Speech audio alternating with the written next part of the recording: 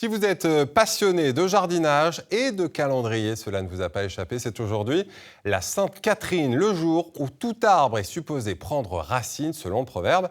L'occasion pour un maraîcher vendéen de planter un verger afin de produire des agrumes. Une démarche originale avec à la clé dans quelques mois des mandarines 100% vendéennes. Sophie Val et Boris Josh.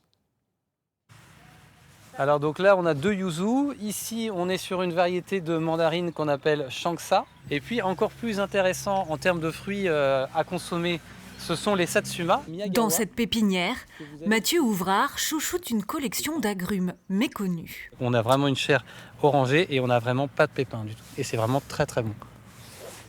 Des fruits dits rustiques qui supportent des températures négatives.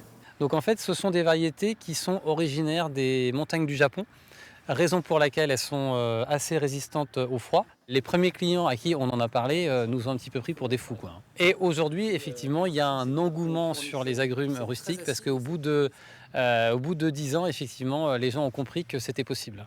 Moins de 5% des agrumes se prêtent à la culture extérieure sous nos latitudes, mais ils sont peu exigeants. Ils ont quasiment aucun ravageur et aucune maladie puisque effectivement ils ne subissent pas les stress des autres agrumes qu'on est obligé de cultiver potentiellement un petit peu à l'intérieur et de ressortir.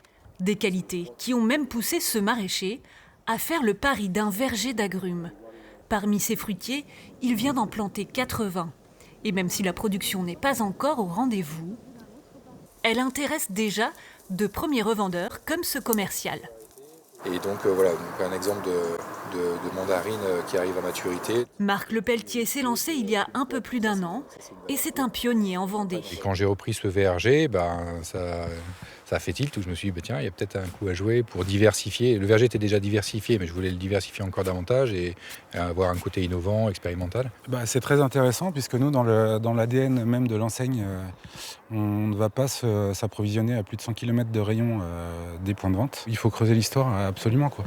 Pour répondre à la demande, l'agriculteur projette d'atteindre 300 pieds d'ici 2026.